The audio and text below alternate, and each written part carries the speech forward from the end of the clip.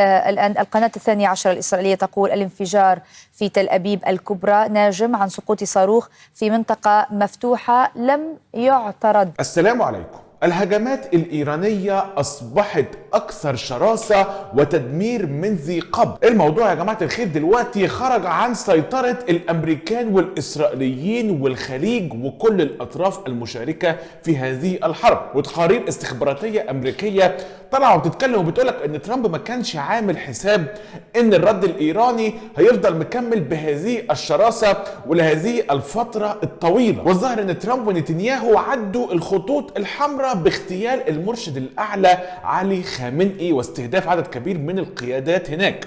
ولكن دلوقتي انت بتتكلم على نوع جديد من الصواريخ بيضرب تل أبيب سقط بشكل مباشر، واشتعال النيران المكثفة لأول مرة هناك بالقرب من تل أبيب الكبرى نتيجة لسقوط صاروخ إيراني عنقودي عدى بكل سلاسة من الدفاعات الإسرائيلية. اندلاع حرائق في منطقة ريشون لتسيون قرب تل أبيب بعد قصف إيراني. حتى المتحدث باسم خاتم الانبياء دوت اللي هو مقر قياده الحرس الثوري الايراني طلعوا بيتكلموا وبيقول لك دلوقتي ان الصواريخ الايرانيه اصبحت تصل الى اهدافها بشكل اكثر سهوله، وده ان دل على شيء فمالوش غير احتمال واحد من احتمالين. اول حاجه نفاذ المخزون الاستراتيجي للصواريخ الدفاعيه الاسرائيليه، تاني حاجة استخدام إيران لصواريخ وأسلحة جديدة لم يتم استخدامها من قبل. ولكن مما لا شك فيه سواء كان الاحتمال الأول ولا الثاني، دلوقتي الخسائر الأمريكية أصبحت لا تطاق، والطائرات الأمريكية بقى يتم إسقاطها دلوقتي. وآخرهم طائرة التزود بالوقود الأمريكية اللي سقطت في بغداد في العراق، وتم الإعلان عن أن في فصائل عراقية هي التي قامت بإسقاطها. في أحدث الخسائر أعلان القيادة الوسطى الأمريكية سقوط إحدى طائراتها للتزود بالوقود غربي العراق. والطائرة دي طيارة ضخمة جدا، الطاقم بتاعها مكون من 6 أفراد، 6 طيارين هناك بيقودوا هذه الطائرة، مسؤولة عن تزويد مقاتلات الF-15 الأمريكية بالوقود من خلال الجو. طلعت فصائل عراقية وقالت لك إن هم أسقطوا هذه الطائرة من خلال إطلاق دفاعات أرضية بشكل مباشر عليها. وبعد كده طلعت القيادة الوسطى الأمريكية وأعلنت بالفعل مقتل ال6 من طاقم هذه الطائرة اثر سقوطها وتحطمها بشكل كامل، ولكنها اعلنت ان سقوطها لم يكن بسبب اي نيران سواء كانت صديقه او معاديه، مدعية أن الحادث لم يكن نتيجة نيران معادية أو صديقة. وطبعا هم لازم يطلعوا ويعلنوا ان الكلام دوت حصل بفعل بقى خطأ تقني او بأي سبب آخر، يعني أي حاجة غير ان هو استهداف، زي ما بالظبط حصل في حاملة الطائرات الأمريكية إبراهام لينكولن بعد ما طلع الحرس الثوري امبارح وأعلن انه تم استهدافها بشكل عنيف وأحدثوا أضرار كبيرة جدا فيها. ونتيجة لهذه الأضرار ان هي بالفعل بدأت بالانسحاب بالتوجه إلى المناطق البحرية الأمريكية أو النطاق البحري الأمريكي.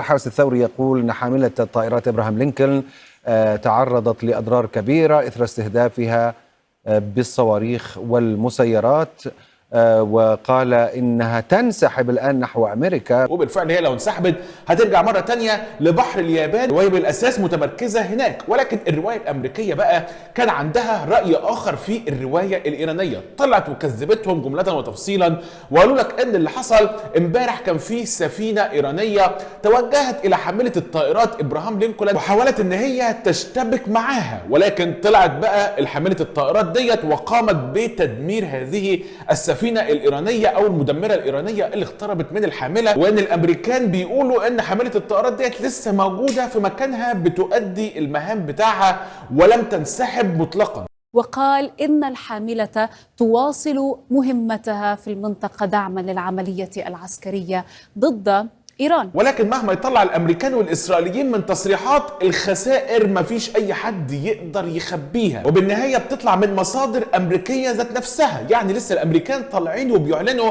عن مقتل 7 من الجنود الأمريكيين فقط في الهجومين الأخيرين اللي حصلوا في السعودية وفي الإمارات، بالإضافة إلى إسقاط أكثر من 11 مسيرة أمريكية وبعض المسيرات الأخرى الإسرائيلية، وخسائر بقى بالمليارات نتيجة استخدام الصواريخ الدفاعية للدفاع عن القواعد الامريكيه اللي موجوده في الخليج، اللي بالمناسبه لحد اللحظه بتفشل في التصدي للهجوم الايراني اللي بيحصل على مدار الساعه كل يوم. انت بتتكلم دلوقتي على ضربات في الامارات كل ساعه والتانيه بيطلع تصاريح جديده بيقول لك استهدفنا النهارده قاعده امريكيه بشارع الشيخ زايد، ومنذ ساعات قليله تم الاعلان عن استهداف لتجمع برضه لقوات امريكيه موجوده هناك في الامارات، بالاضافه الى ضرب قواعد امريكيه في الكويت، ومطار الكويت ذات نفسه بيتم استهدافه للمره الرابعه على التوالي. فدلوقتي الخليج اصبح ظهره مكشوف بشكل كبير جدا، والامريكان فشلوا في الوعود اللي قدموها ليهم بالحمايه المطلقه من الايرانيين في حال اندلاع